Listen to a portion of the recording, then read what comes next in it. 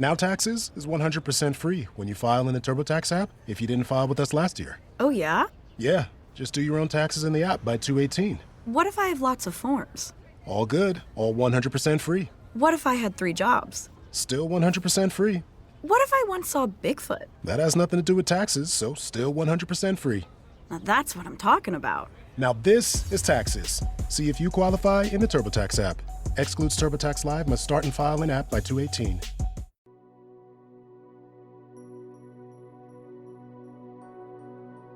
Welcome to the Sorcery Podcast, your sacred space to delve into spiritual tools, topics, and practices that will illuminate your path of soul remembering and healing. I'm your host, Lígia Costa, a soul guide, alchemist, soul writing coach, and the creator of the Trust Pathway. I'm deeply grateful to have you here with me. Together, we will embark on a profound exploration of self-discovery and healing, unlocking the secrets that lie within. Hello and welcome to another episode of the Sorcery Podcast. And today I have an amazing guest with me. I'm so looking forward for this conversation because behind the scenes we have so many things in common, and the theme that we are talking about today, it's very close to both our hearts, and I feel we had a very similar upbringing, hence why we are so connected with this wound that we were talking about today. But before we move into that juicy bit of the conversation, let me just tell you that our guest is Martine Shelley, and she has been on a soul mission since she has been a child. She has been piecing together how the wounds in our ancestral past have such a deep impact on us. And she has dedicated her study and her work and her life and passion to create support and programs around the mother line healing. And that is the theme that we'll be talking about today, all about the mother line wounding, the mother wounding that so many of us struggle with. And from my experience, for many years, I didn't even realize I had this wounding. I didn't even know about it. So, Martine, thank you so much for being here today. Yeah, it's a pleasure. I'm excited where our conversations are going to go. Yes, me too. Yeah, the mother wound is a deep wound, and it covers so many facets of how it impacts us. And we each have such a unique perspective and experience, but yet underlying it all are so many threads that tie us and connect us to our mother lines and to our ancestral wounds that can help guide us back to ourselves and help guide us back to healing, so that we can feel more grounded in ourselves, feel more connected to our authentic selves, and feel like those masks that we wear outside in all of the different environments that you go to be able to live without those, to be able to step into environments and not have to wear that mask, not have to sit from that place of observation or of fear or of anxiety, but to be present and in the moment. So whilst we come from different experiences and we come from different wounds, the way in which we can navigate through those is still our unique own journey. But when you can bring this wisdom of our mother lines and the healing into it, it makes it whole, and it gives you a platform to be able to step into to support yourself. Yes, I agree with that. And I feel so many of us have this wounding, this mother line wounding, that it comes from our ancestors. And I find it is very, very connected with the witch wounding as well, where women had to betray themselves and they couldn't trust themselves or each other. They couldn't trust each other. And there was this competitiveness that possibly through generations and generations created through mothers and daughters. And so many of us today feel this wounding. But I'm interested to know, what's your story? What's your story that brought your attention this wounding that you've been healing for years? So I became aware that there were mother wounds in my family from a very young age. And so I became aware at a very young age that the wounds in my ancestral past were having an impact on me, and that I needed to understand why that was impacting me. Why is something that happened 2 generations ago still affecting me? I can feel it. Something's not right. So my maternal grandmother, my mum's mum, she died when my mum was 9 months old. And when I discovered that as a young girl, about 5, 6, 7, there was an intuitive knowing that that would have deep consequences. That had a massive impact on the natural flow of wisdom down through the generations, because the healing, the growth and the guidance, and the guidance that's brought and the wisdom that comes down through a mother to a daughter, it shapes their experience, and then that passes on. So I knew that it was going to have had a deep impact on me, even though I wasn't able to see how. I knew it would. And so that became, from a very young age, around 5, 6, 7, it became my soul's mission to understand what was happening around me, because what I was experiencing within my own home wasn't matching and what I was feeling and experiencing in other environments. So my experience started to have a shadow and a light element to it. And the shadow was sitting around me and my family home, and the light elements of my experiences were away. And this wasn't right. I knew it wasn't me. I knew that what was happening wasn't my fault. I didn't put shame on myself in many areas and think that it was because of who I was. I knew, because of the stories of the past, that this was bigger than me. So it set off a lifelong mission and passion and soul's work to uncover the truths within all this. And the only way I could get there was by bringing everything back to nature, bringing everything back to how the rest of the mammals survive and thrive on this planet, away from human interaction, human influence. And that's how we should be. That's how we should be existing within our units, within our structures. And so understanding that the breakdown of those structures that we should have had existed around us was impacting the flow and the wisdom through, and how this was preventing us from growing into our authentic selves and having a really deep impact on causing traumas and wounds and things like that, that everything had to be taken back to nature, and everything had to go back to that place for me. So as I was learning, as I was studying, as I was observing, there was this inner filter where if I could bring it back to nature and I could make it make sense, then it kind of fitted in with my soul's mission and my soul's purpose to make sense of this. And if I couldn't find a way of tracking that back in, so an example of that is yoga. Yoga is an incredible healing modality, but what you don't find is mammals who go to yoga classes. Yes. Yes. But if you looked within the way that they live their lives, you can see how yoga and the inner workings of yoga is present within their day-to-day lives, how they stretch, how they move as they feel they need to. So all of that intuition that's gained from within yoga needs to be coming into our whole lives. It can't be a tick box exercise that I go to yoga once so I can do all the positions. It's about something more than that. Yoga and that inner connection is about something more.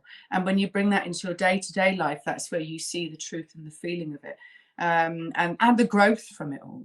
So it's been a lifelong journey of piecing this all together, with so many different facets and avenues off along the way. And it just feels like life has now come to a place where all of this gathering and wisdom is now ready to come forward, and I'm now ready to bring out the programs that I've created from all of this mission that I've been on in life. That's very interesting. And with this mother wounding, so you felt, because your grandma passed away and your mom was very young, did that impact the way your mother mothered you? Of course, yes. Yeah, of course. And so before becoming a mother myself, my understanding was that, okay, she is wounded. I have compassion for that. And I have compassion for that fact that she's never been able to experience anything different. So therefore the behaviors aren't changing or growing. Okay, cool. I can grow and I can change behaviors. So if I do that, then I'm healing and I'm doing the work that I need to. And if I live a different, not a different life, but from a different value and a different tone, that's bringing the healing. And so I did a lot of that personal work before becoming a mother. But it wasn't until I stepped into motherhood that I felt and saw the wound that had been passed down.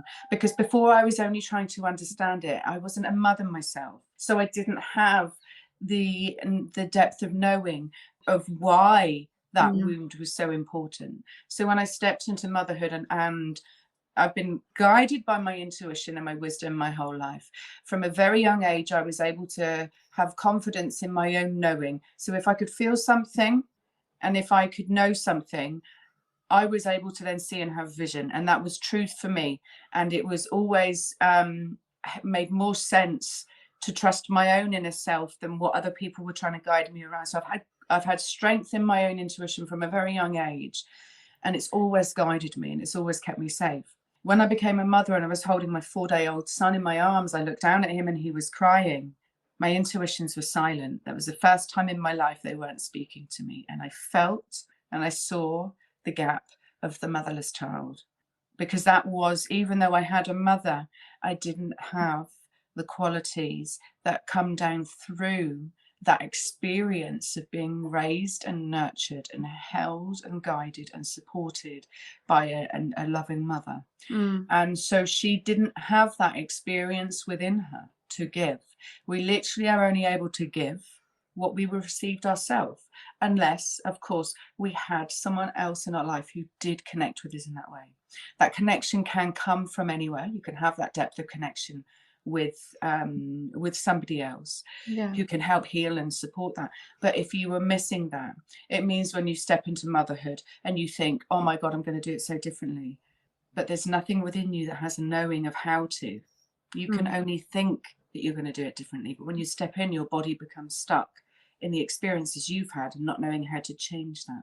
So that awoke a 15 years dedicated study, exploration, working, training as a postnatal doula, working as a breastfeeding support worker, running mother and baby groups, getting to see that beyond my own journey that I was trying to piece together, I all of a sudden was able to see that what I had been trying to navigate inwardly, other people were living themselves, but without that kind of place within them that was trying to process and make sense of it. It was just happening to them. And so then I saw the gravity of this generational trauma and how the damage to our mother lines has had such a detrimental effect. And you spoke about the witches and how our wise women were harmed. That comes about through the patriarchal structure that doesn't understand intuition. It can't make sense of intuition. It can't understand how something can happen without logic and reason. So therefore, they became scared of it, and they became scared of our intuition. And so women became scared of our intuition. We became scared of stepping into it. And it's taking a lot of societal healing to allow for that shadow to shift from that, and for us to acknowledge that we do have deep intuition in a way that men don't. We do work in a different way than men do, because they work in a different way to us, and that's okay. And actually, when you step into your authentic self and you're with like my partner and I, he has such great value in my intuition and instincts, and he's just like, well, if you have an intuition or an instinct about something, I'd let you roll with it, because it always works out in the long run. And the patriarchy lost that confidence in, and I think because of power over and control, and that needing to be able to have control over everything.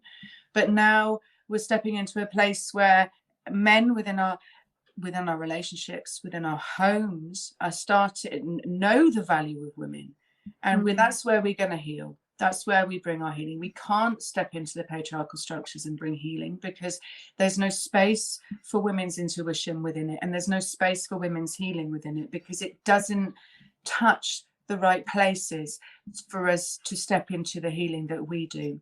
And so by healing ourselves, and by healing our own relationships with ourselves, and then seeing how that ripples out to the change in relationship with your children and your partner. My partner and I went on a 2-year deep dive into our healing. We unraveled trauma bonds that have been there for like 13 years. And this is where our healing of our mother lines will happen. Within our family homes, women are uprising gently and taking charge again, and recognizing that the wounds of our past are having a deep impact on the health, well-being and happiness of our families.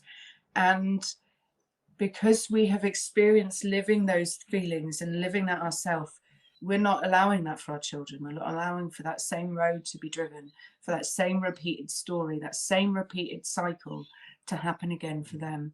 And it's an honor to be part of that, the wise women who are stepping forward and bringing their wisdom forward.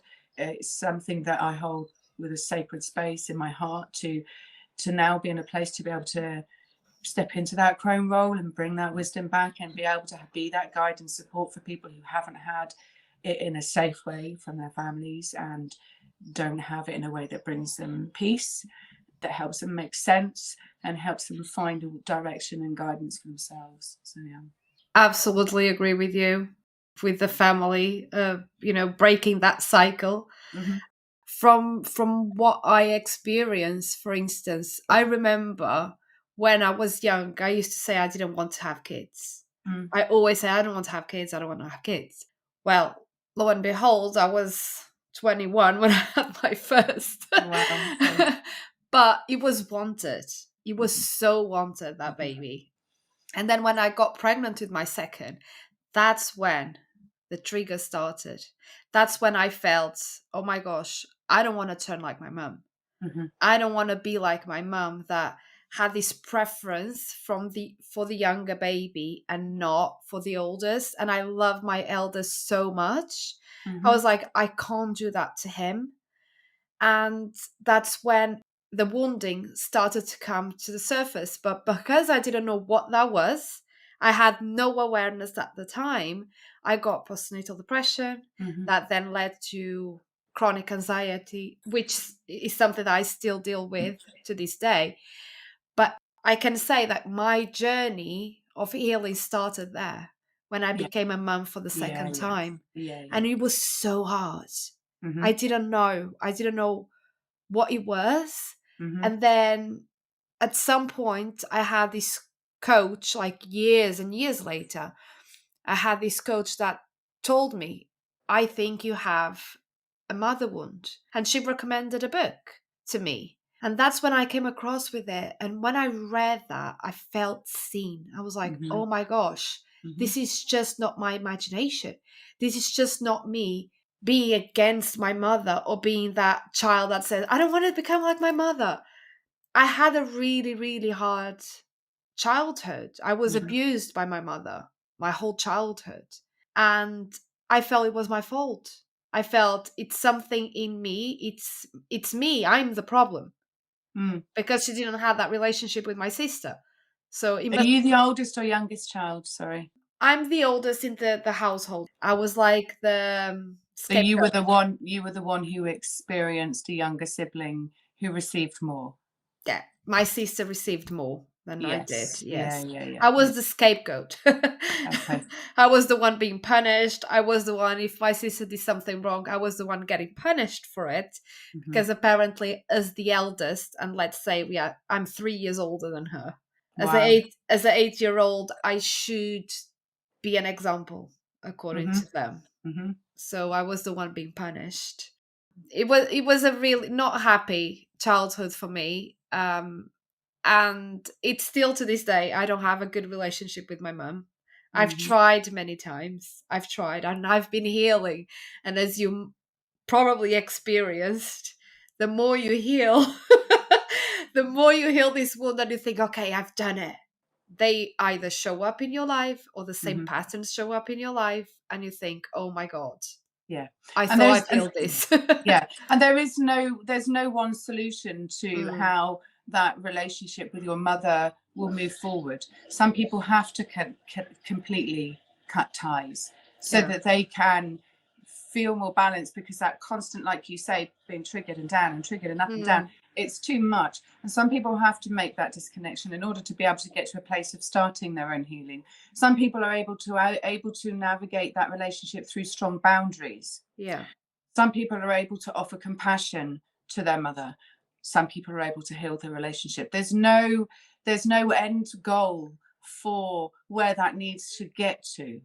It Mm, is okay for it to be what it is and where yeah. it's at, because that's what it needs to be at this moment in time. So it's okay that a relationship with lots of boundaries around it, if that's the place you want to keep it in, because Mm, that's what that's what you've chosen as your path forward, in a way to learn through this, is you've chosen to keep her in. You've chosen to keep that relationship open, but that means you're choosing to continue to have to grow and heal through it. And all of the ways that you can go through it are right for you, if it's the way that feels right. So yeah, it doesn't none of them are right. None of them are right nor wrong, and none of them are easy. no, not easy. And I had to let go of a lot of expectations, Mhm.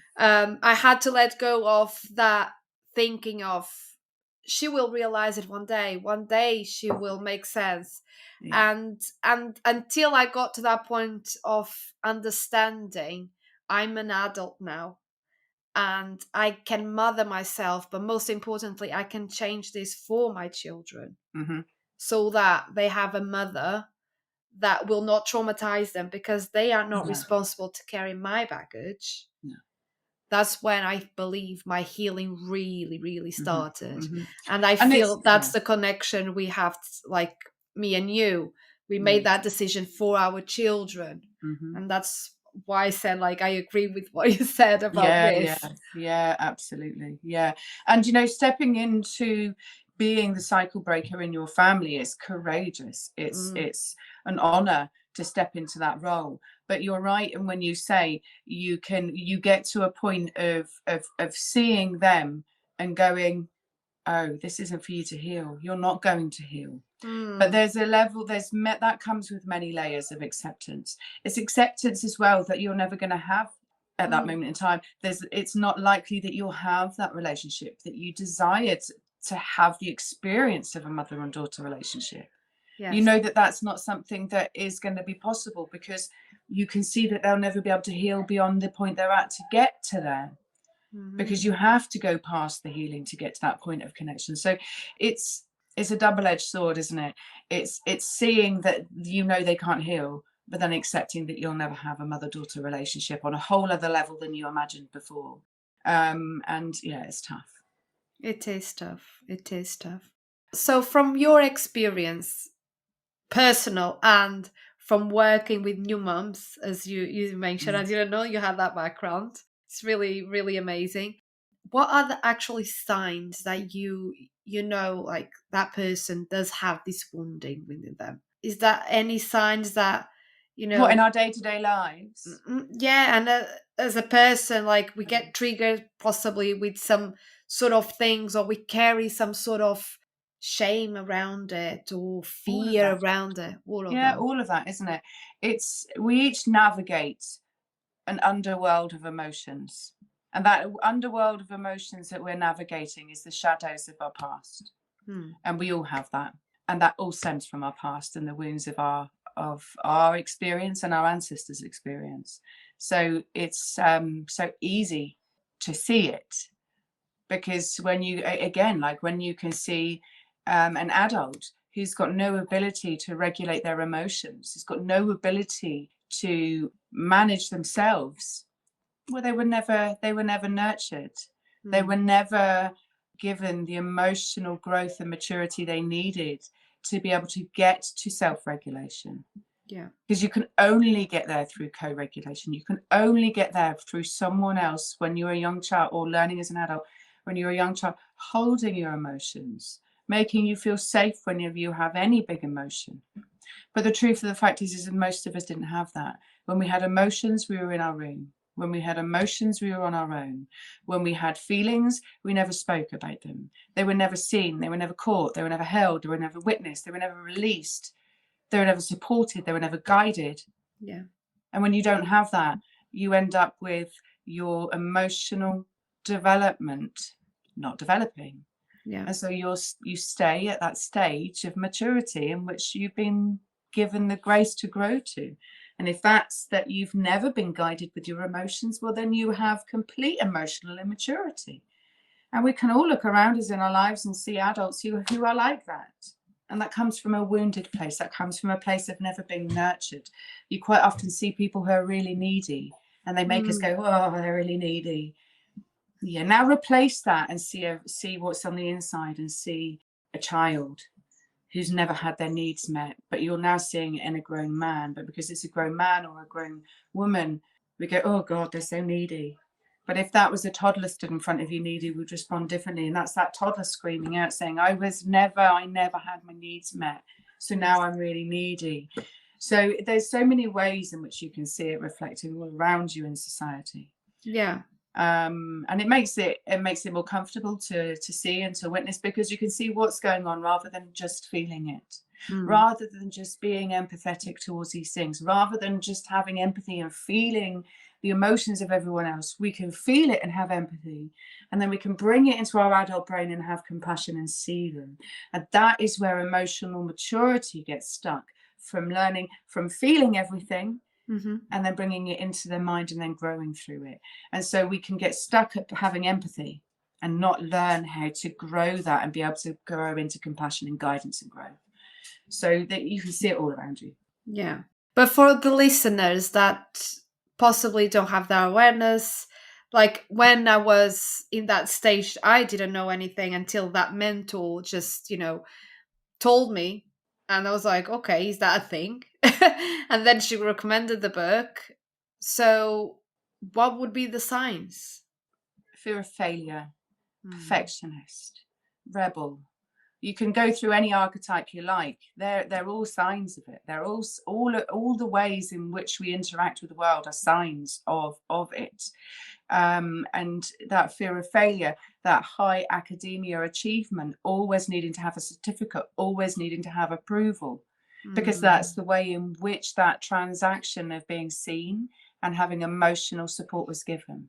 Yes. Through being the sporty one, through being the one who always achieves and succeeds in sport, because that's where the parents came and watched, that's where they were given the support. It doesn't remove the skill set and the value of the child in any of this, but the child is doing this underlying because that's the place in which they're getting that connection and that interaction.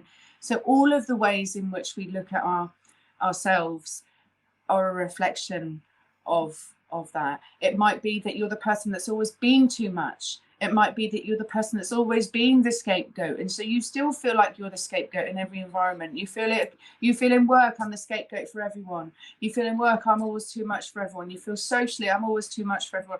All of these are shadows and reflections that stem from the past. And if you have that, where you have feelings and experiences in environments that don't make sense, then that's the sign to be looking into something a bit deeper. That's the point I wanted to get, because it doesn't mean like to have a mother wound that you have to have been abused or neglected. No. And that's the point that I want to make, because so many people carry this wounding without knowing. Right? And you mentioned at least 2 points that I was like, yes, I tick these boxes.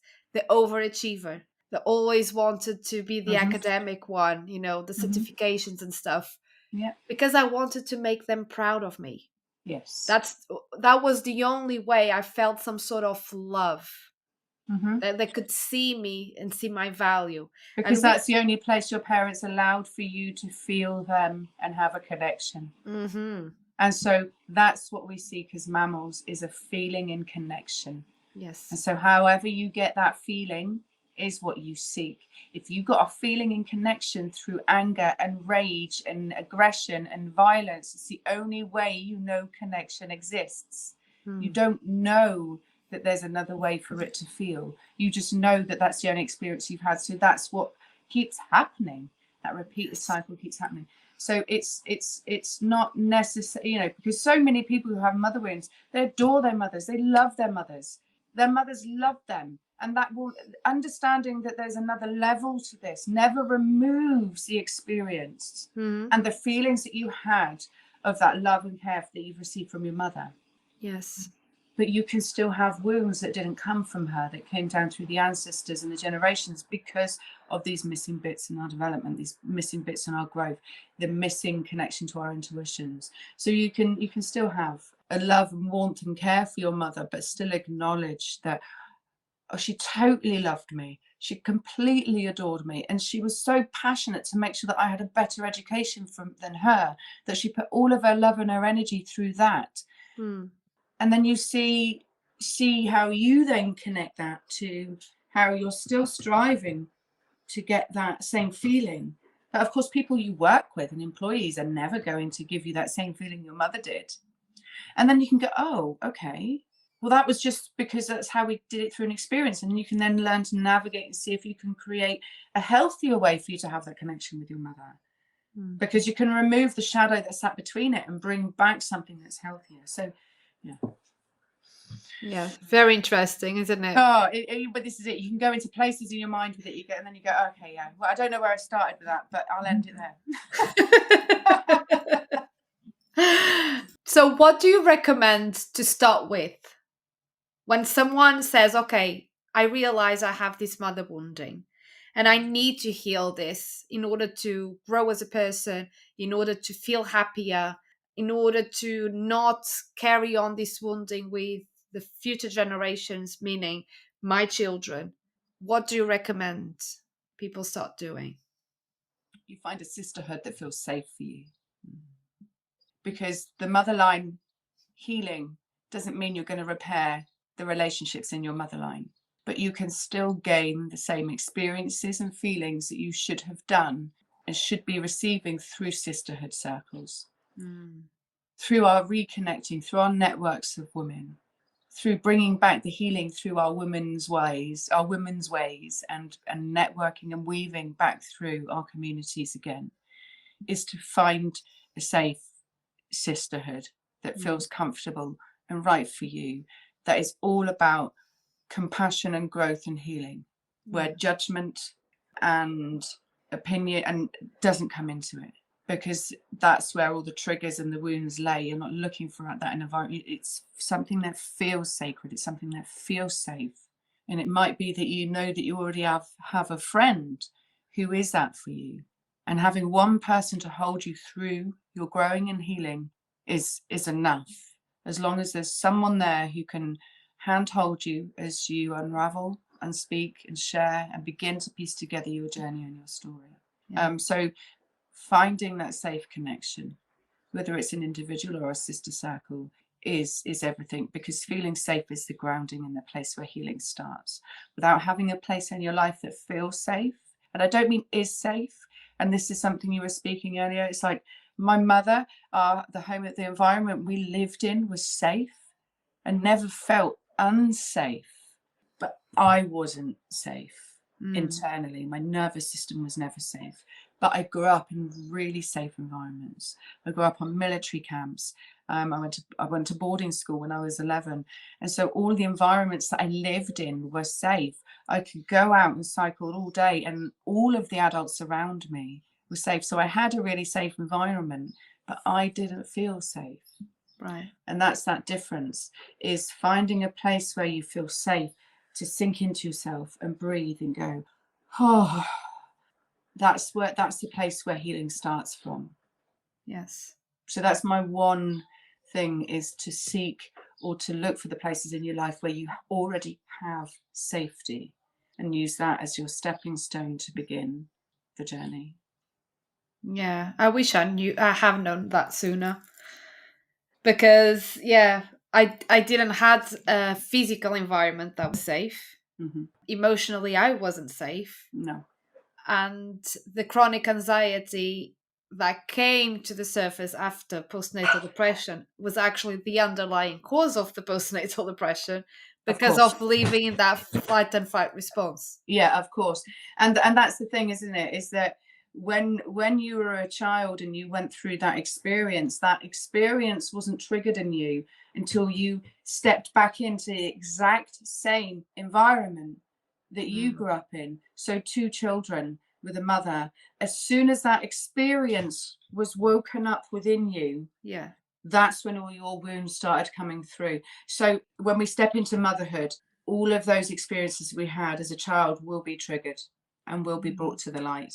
And it is then our choice then whether we step into a place of being courageous enough to step and look at these wounds, Yes. or whether we don't. And that's the difference between growth and healing. Absolutely. Absolutely. So you experienced that as well. You how many children do you have? I have 3 children. 3. I Same as always, me. yeah. Well, I always knew from a young age I would have children. I had no desire to have children, but I always knew I would. I never played with dolls. I was not interested in mothering or playing those kind of games, but I knew I would be a mother. And I always knew I would be a mother to boys. And I had 3 boys. And there's a reason for that within my line. I needed to have a cycle breaker where there was no mother-daughter relationship in order to heal this properly, because that would have been, I wasn't ready for that. I wasn't grown and healed enough for that, and I would have caused too much damage to that. So I always knew that I would raise boys. And through doing this, I know that actually the level of healing I'm doing is a level that I didn't imagine, and that's bringing healing to the patriarchy. I know so many women who have mother wounds who just have boys, and they are bringing the healing to the patriarchy, because we need to bring the emotional development, the emotional maturity, the authentic connections back to those relationships with our sons, where they are speaking their emotional journeys, they're speaking their truths, so that when they are men, our young boys become adults, they're stepping into the patriarchal structure with mature emotional development, and that will instantly bring an adult to the situation and balance and tone. And so doing that was always a knowing that that would happen, but living the experience also makes you see it and understand it in a different way. And I know that my healing within the maternal, I know that my biggest healing with my mother line will come when I'm a grandmother, and I envisage that that will be a granddaughter one day. And so all the growth and the healing that I've been doing through my mother journey as I step into crone is allowing for me to then bring healing from the top of the line, from the crone, so that I will then hopefully have sons who are able to have emotionally mature relationships, safe relationships, so that you can have that healthy relationship with that next generation down. So all of the work that we are doing now, it's hard knowing that our mothers can't heal, but they were our guides and they were our teachers. And so our role as a cycle breaker is to return the health to that mother line. And that means that we have to wear that. It's a burden, but it's an honor to know that through doing this hard work and taking on this challenge, we will bring that structure back to the female lines, and that health and connection within our female line. Yeah. Oh, I love that. And I never thought of it that way, because I also have 3 children, and the first 2 were boys. And I feel with my daughter, it's a bit more tricky. And funny enough, my daughter's sun sign is the same as my mother. Yeah, well, there you go. So your daughter, yeah. Hi, welcome to your next level of healing. And it's funny, isn't it? Because you say it's like your second son is the one that woke you up to all of this, and is the one that sent you down this road. And then your daughter comes along and then goes, and hi, I'm next. Hi. That's so true. Oh my gosh, I've never seen it like that till now. Amazing. They do, don't they? Well, my youngest son, he is the version of me. He is full on. He's just a beast. He's just an energy. He's a bull in a china shop. He's a seagull. We named it as his spirit animal because he gets in your face. He's annoying. He never shuts up. He eats everything and he loves it. But he is a force of nature. And for me, it's such a blessing and honor to be raising someone who I know is what I was, but never could be. Yes, that's how I feel with my daughter. There you go. She has a voice, and she's sassy and she tells me Yeah. off. And my boys are like, if it was me at the time talking to you like that, you know, we would be grounded. And I'm And you're like, like, yeah, you probably would have been, but I can't do that with her because she's right. I know. And it's like that. Like, I look at her and I see myself in so many ways, Yeah. but she's so free to be herself, Yeah. and I couldn't. And oh yeah, And you can't suppress it, can you? no. Because you're just like, you're amazing. I love that you've just done that. I don't know how to deal with it, but I love that you've just done that. I know. It's exactly that. I don't know how to deal with it, and I have to stop myself. Like, I don't know Trying what. to. Yeah, I don't know what to do in this No. situation. No, and that's okay because it shows you that you've never had an experience of that. So yeah. Oh Oh, dear. I feel this is so important to have conversations Yeah. like this, because Yeah, sometimes yeah. we feel like I'm not such a good mom because I'm allowing these things to happen, you know? No, you're allowing for her to be her authentic self. You're allowing for her to be her authentic self. And that is a golden ticket in life. And we are just having to relearn how to parent and be the parent and navigate that. And that's okay to admit that, because that's our growth too. Because we never got adulted in that way. And now we're having, our children are adulting us, and we're having to go, okay, now I need to learn how to be the adult in that situation. So yeah, it is. Every element of it is a stumbling learning block. And as much as my mother was my teacher all through my life, my children now are my biggest teachers. My first one, the first one is the trial. My second son is a very emotional creature, and he is certainly allowing for growth in emotional connection in a way that none of us would have ever gone to, because he is a feeler of the world. He's a feeler of everything, and he brings emotion and feeling to everything. And so it's forcing us to grow and expand, because that's who he is. You can't suppress that. And our eldest son is very logical, very likes structure, likes routine, and it's an insane role that we've taken on, and our children like to push and test us constantly. Oh yes, absolutely. And they are all so different. And I agree with you. My kids are my greatest teachers. Mm-hmm. They Yes. taught me how to be a mum, but also how to be a child in an adult body. Yes. Because I was so wounded.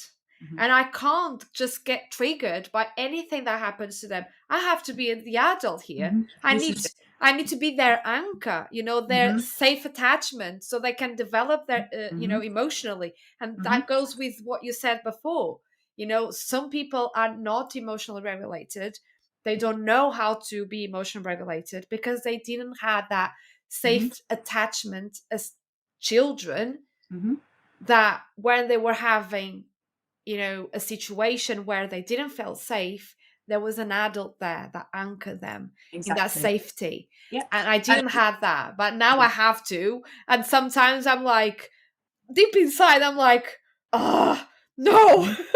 Yeah, but it's so hard though, isn't it? Because all of a sudden you're in a place where, I don't know about you, but for us it certainly was, where you're recognizing that you're not bringing any emotional regulation and balance. You're bringing fear, you're bringing anger, you're bringing shouting, you're bringing a toxic environment. And 10 years ago, I looked around at my family and I was mortified.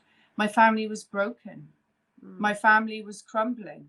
And I was looking around and thinking, how am I raising children in an environment that's more harmful than the one I was raised in? Yeah. No one else was going to step in and fix that. No one else was going to step in and see into our world. None of the patriarchal structures that we went to for any help, support, or guidance made sense to my mother's intuition. And so there was just this knowing within me. I just needed to almost stop and put the brakes on. And that's when we took our children out of school. And that's when I shut down my business of holiday property management in Cornwall. And that's when we just stopped and we grounded. And over the last 7 years, it took so long to unravel and heal that. My eldest son was a mental health crisis wreck. He was 7 years old. He was so wounded. His experiences in school were traumatizing him beyond belief. He wasn't getting a safe mother to be able to support and guide and hold him. He was gaining more trauma in his home environment. He had a brother who had a really severe medical condition, red raw skin over his body. We had to apply cream to him. He would see us putting cream on him and his younger brother screaming in agony like we were abusing him. So he was such a wounded boy. And when he came out of school, he couldn't function across any areas of life. You couldn't ask him to put a pair of socks on without the whole house erupting into toxic, screaming horribleness. So yes, yes, there are our biggest teachers, but it also brings out our biggest pain. Oh yes, absolutely. And our biggest absolutely. wounds. And so I then, through all of the courses and the learning and the journeys that I've been on, one of the ones was about rehabilitating the brain so that the brain experiences what it should have done as a baby, and you can repair a brain and take it back through and regrow and heal those connections and pathways in the brain that weren't created the first time around. And so we took our son on this journey where I made a den in his bedroom and I slept in his room for months, and it took 2 weeks before my son was he was 7 or 8 then. Took 2 weeks before he was comfortable to lie with me, mother and son, safety and connection.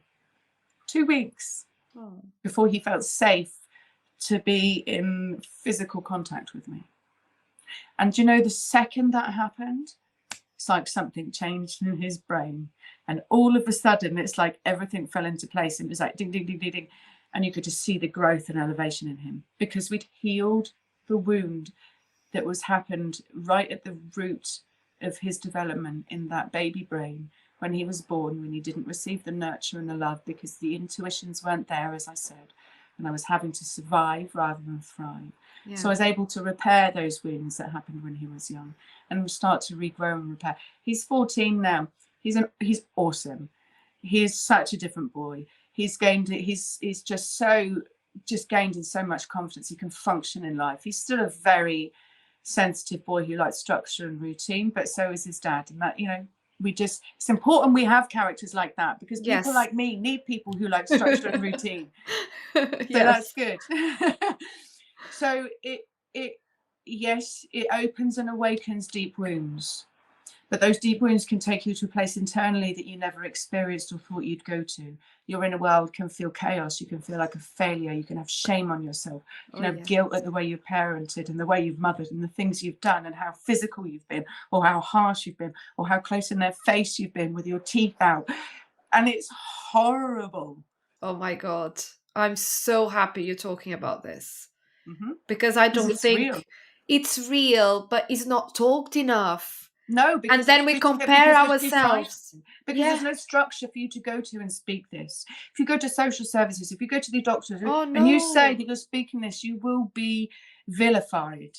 And this is why I say that when you step into your healing of your motherline within the matriarchal system, you find a safe sisterhood, because this allows space for these healthy kind of conversations, these real conversations of the truth of what is happening behind the doors within our homes and how mothers are struggling beyond any capacity or imagination of that patriarchal structure.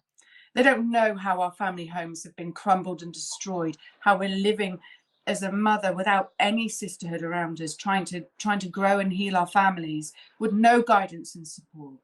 It's the most impossible task, and yet no energy is being put into making sure that we repair this. And this is where the Motherline Healing Program comes in, because it's through reconnecting and regaining our wisdom that we can bring change. And we speak about it and say that, yes, stepping into motherhood, they're our biggest teachers, but this is what's underneath that. Yes.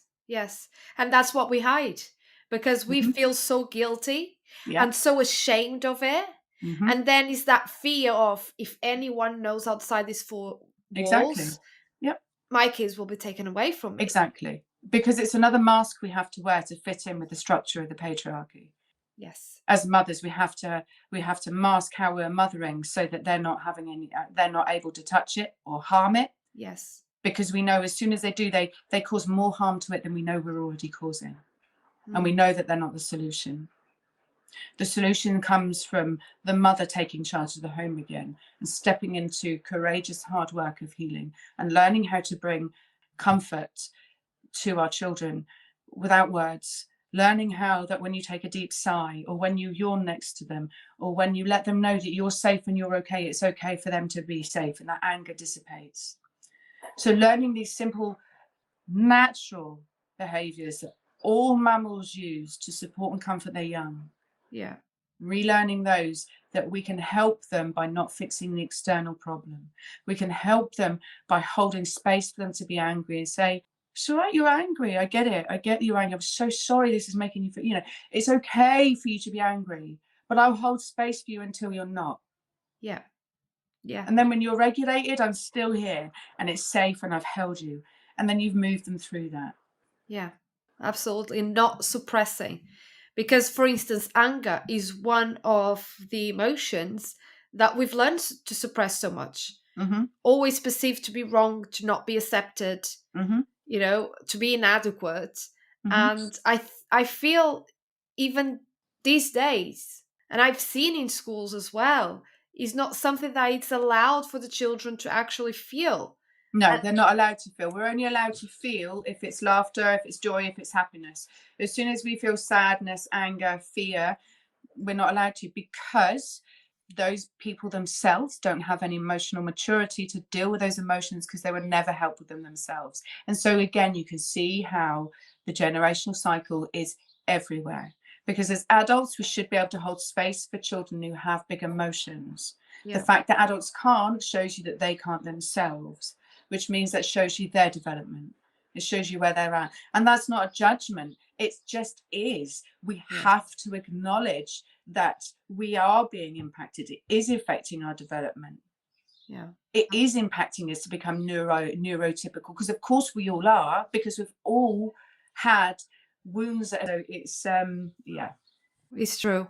And we are, like, so many adults deep inside are just vulnerable, needy, needy not in a bad way, but it's vulnerable children that need that nurturing, that need that attention, that love. Yes. And when you look back through the ages of a human, and when you look back through our development, at which stage would you go back to and needy be normal? Yeah. It's when they're young. So if you see neediness in someone, you know what stage they're at and what part of them is needing. And it's so sad to see it everywhere. But it means that, for me, I find it much easier to have compassion, because I can see a situation, I can see a needy person, and I can instantly just pop them what they're needing, but then have the inner protection that they don't latch. Because I'm not able to provide them what they need to their core. But in that moment in time, I can give them what they need to help them fill their cup up to be able to move on with their day. Yeah, true.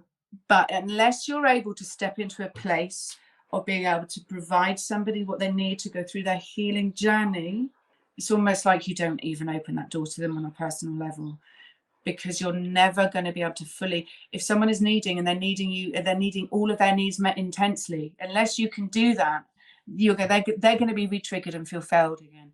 So it's an honor to take the space to hold space for people to heal, but it's a big thing to ask as well. And that's where safety and connection really is at the core of it.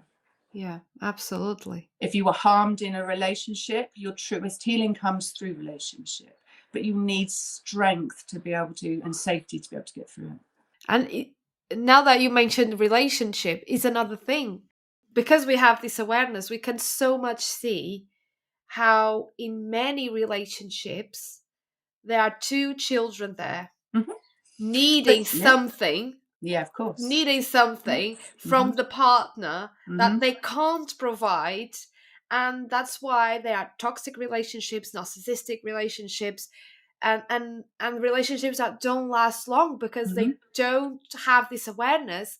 So basically, sometimes the man wants the partner to be mothering him and giving that nurturing, that attention, when the woman needs the safety, needs the protection. And if you don't have that capacity to give, because you don't have it within you, Mm. that's when the clash and the arguments and the toxicity and all of it, and then Yeah, bring absolutely. children into the mix. Yeah. And oh my God.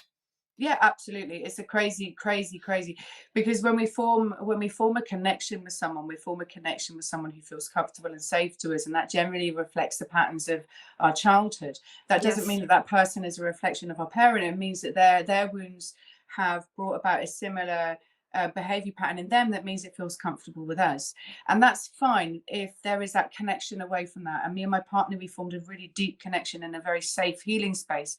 But as soon as we stepped into a relationship where we lived together and had children, we stepped out of that safe healing space and we stepped into the environments that we were both harmed and damaged in. So then we started living from our shadows. We were no longer living authentically connected. All of my wounds and shadows sat in front of me, and all of his sat in front of him. And those parts of us just navigated and niggled and did for years and years and years, until we were able to sit into them ourselves and start unraveling them and find out how the yin and yang of each of our wounds, how they navigated and sewed together to find that place in the middle where they met. And then when you're able to do that and remove those unhealthy pathways of connection and step into a place of having a healthy connection through your sexual energy, your feelings energy, your emotional connection, how you're able to have a much safer connection across all of those, you can then start to grow and learn and see yourself in a new way within a relationship. And that's where you're getting to the root of healing, the root of those wounds, because you're seeing it and seeing and feeling the change in an intimate relationship, which represents the same environment from where you were harmed. Doing it with a partner is huge. Yeah. That's familiarity, isn't it? Like, we are drawn to what is familiar. Yeah, because we literally don't know what isn't. You don't know unless, it's one of those things. It's easy until it's difficult until you know how, and then once you see it in a heightened perspective and a heightened level of awareness, you can never unsee that. Yes. And it grows you, and with each growth comes another layer of unraveling, and then you get another perspective where you can see things in your life differently, and each layer is designed to guide you back through and bring healing to your core, which is why for me things like going into a session of deep trauma healing release work, it needs to be done really cautiously, it needs to be done really carefully, and it needs to be done from knowing what it is that you're wanting to try and release. People who go into them just because, I'll give that a go, can cause themselves real big harm, because they're taking their mind, body and spirit to a place that they've not unraveled to, and they can't make sense of it. So your journey has to feel organic, it has to feel right every step of the way, and it has to be coming from what you're needing, not what other people are shining lights around you for. No, I think, like, as you said, being guided to organically. Like, for me, it's been a long life journey. For many years I've been doing this. Obviously, I didn't do it all at once.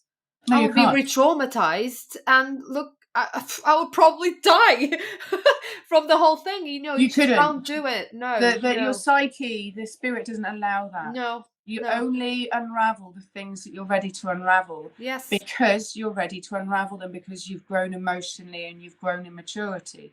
So unless you'd grown, you wouldn't have got to them. So you can only unravel literally the next layer of the onion. Yeah. That's it. The mind will not allow you to go to a deeper place. It won't allow you to go to the core, because it will be too painful to unravel all those layers at once. So it's a slow process of getting there. And this is, like I say, it's where people can cause harm to themselves when they do try to rush the process, try to make the process. It's a commitment for life, and it's a journey that at every level and stage and phase of life you're in will come new healing. When you step into that crone phase and you're realizing that you're healing the crone element, and then you start to acknowledge the relationships of the grandmas and the crones in your family, you are healing from a different place. Like when you stepped into motherhood and you stepped into that place of having 2 children, you elevated to a place of bringing another level of healing. And that is not something that ever ends. There's never a certificate that we get to that someone says, well done, here you go, you're healed. If only. If only. Yes. If only. No, it's like a video game. You get to the it's next a lifelong stage. And then he said, do you know the irony of that? The amount of times that my eldest son is talking to me about one of his games that he's playing. And I'm like, yeah, welcome to the real world, Jack. That's exactly how things happen in the real life. You've just got to go through these things, endure it, process it, learn it, change it next time, do it better. And I'm like, it's just like life.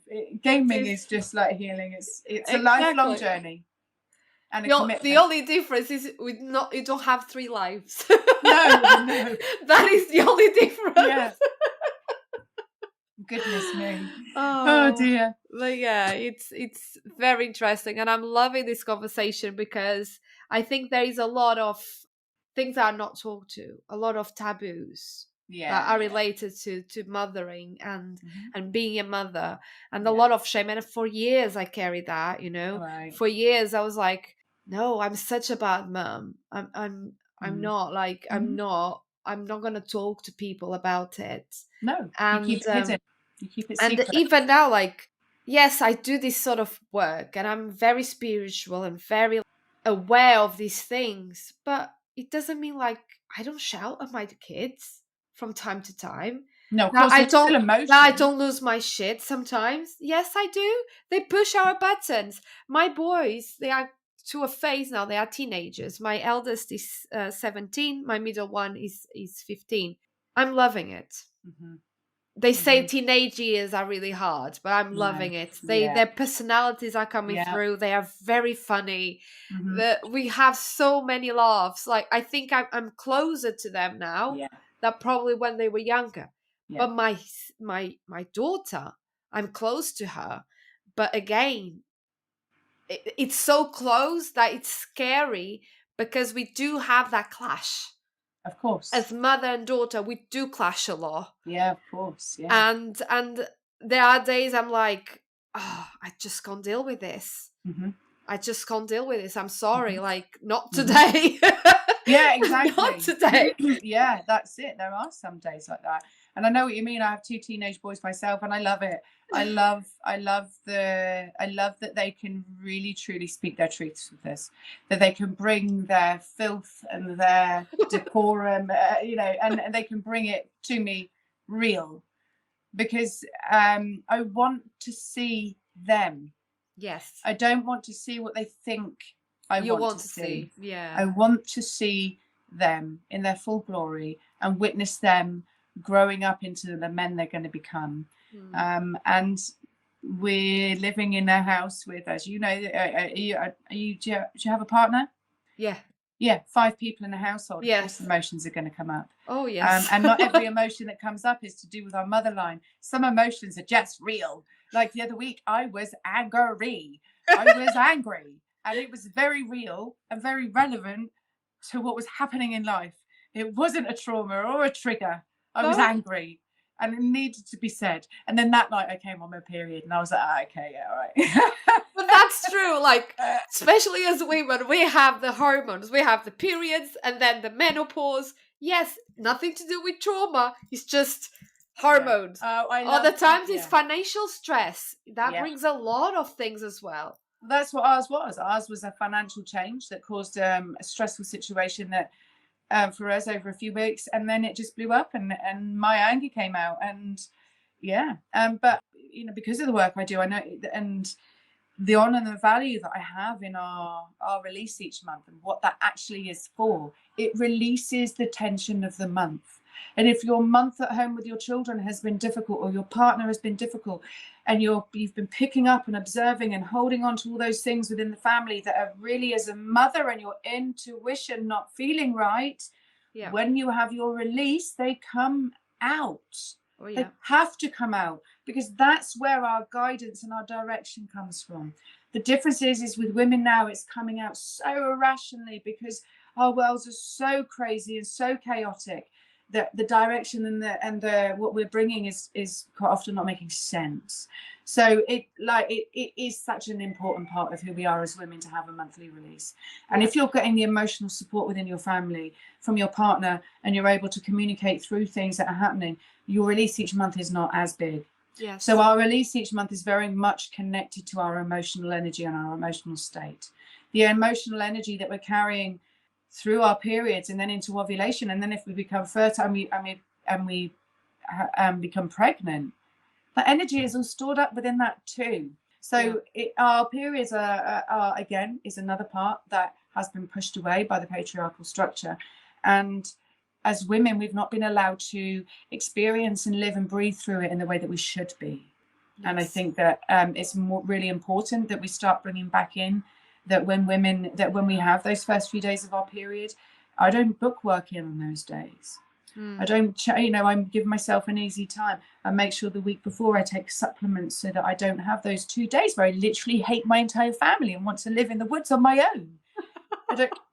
So really, exactly. But for 2 days a month, I feel that if I don't take my supplements. When I take my supplements, I just dislike them a little bit. But when I don't, I literally hate them and want to go and live in the woods and be on my own. But again, we should be doing that. As women, we should be sitting together in our red tents. We should be, the word gossip comes from that. It comes from women sitting together in their God sit and gossiping, God sit. And so that's where we should be chattering and nattering and releasing those tensions and those burdens that we've carried with women so we can get guidance and support. But it's gone. It's not there for us because we don't talk about our periods, we don't talk about our bleeding, we don't talk about what we're feeling while we're going through it. And it's never going to happen by us waiting for that structure to bring it to us. We have to bring it. And that's what I love that's happening globally, is that women are just going, nah, we'll do it over here. You live with that structure. We'll go and create our own female matriarchy where we can actually start to share the real shit, share the real stuff that we should be talking about and honouring.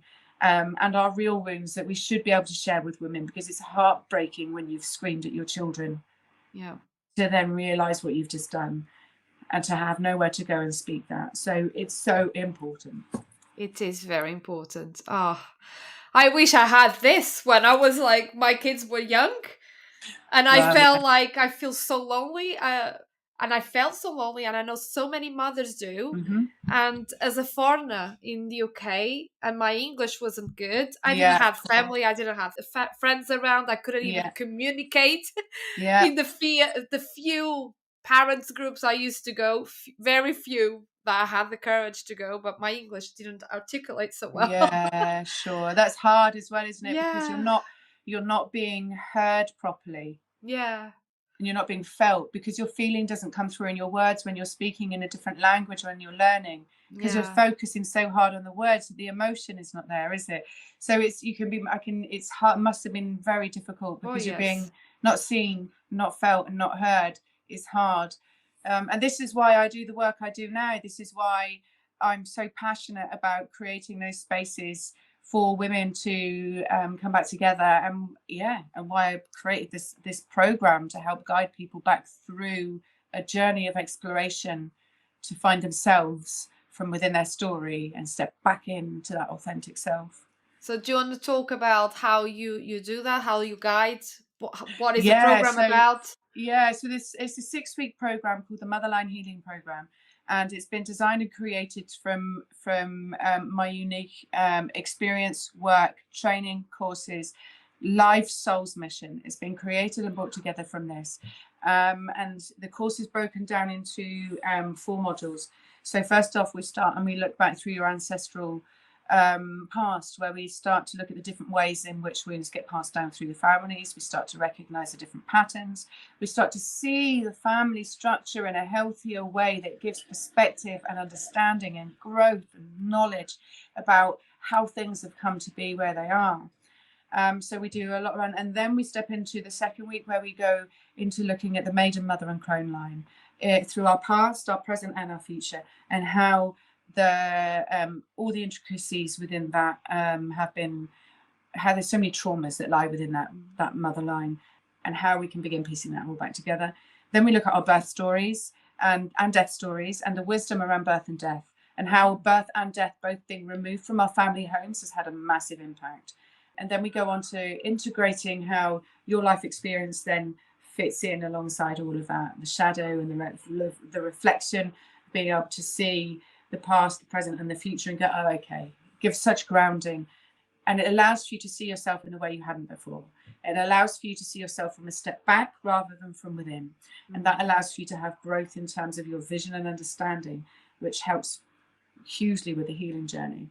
Alongside that, there'll be gentle guided inner connection sessions where I don't do any guiding of breathwork, but I help you connect with your senses and your intuitions by just gently guiding you to feel and see into your inner world. Because the vision we have of our inner world should be as clear as the vision we have of our outer world. Yes. And most people don't have that. And so helping people gain the connection back with that again.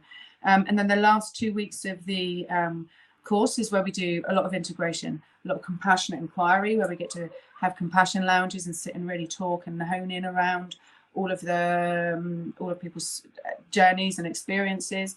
And it's where I'll also be bringing in a multitude of different healers so that you can help gain a grounding of how all these different healing modalities step in to help the Motherline healing program and your process through that, and how there's no one size fits all. You have to fit the right healing modality for what it is you're needing at the time. And it might be that that's sound healing, it might be that that's tuning fork, it might be that it's meditation, it might be it's yoga, it might be that it's therapy. Whatever it is that it's needed, that part of the course will help you feel and experience how these modalities support us in where we're at, not trying to delve deeper. Yeah. Wow. Sounds amazing. I'm really excited. So I've never run the program in this format before, so this is going to be new for me. I've worked within all the different facets of the program, but this is the first time bringing it together to make a whole unit, and I'm really excited to see how it's received and to step into experiencing bringing it in this way myself. Oh, that's amazing. And where can our listeners find out, find about it or found you online in social media? The best place is the Facebook group, Motherlines with Martine Shelley.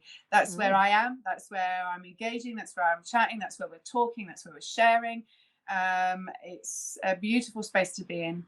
And that's where you can find information on my courses as well. There's also I also do have a link for a free guide, which is Healing Your Generational Motherline, helping you step in to become the mother you've always desired to be. And so that's just a gentle guide that sort of goes through the areas of the program, the areas of healing that in a very gentle way. So those two places you can get in touch with me. And they're the best places, really.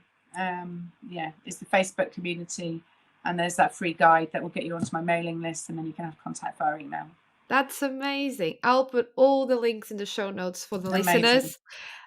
Thank you so much, Martine, for coming to the podcast, for sharing so many raw truths that I think and I feel and I know it's so important to talk about these things more. It's just not about the motherhood, but like when we are not being true to ourselves and to others, how can we actually have the awareness of where we need to heal? We can't really. No. And how we've mothered is our own wound. Yeah. And it's all connected. So it's bigger than just us. It is.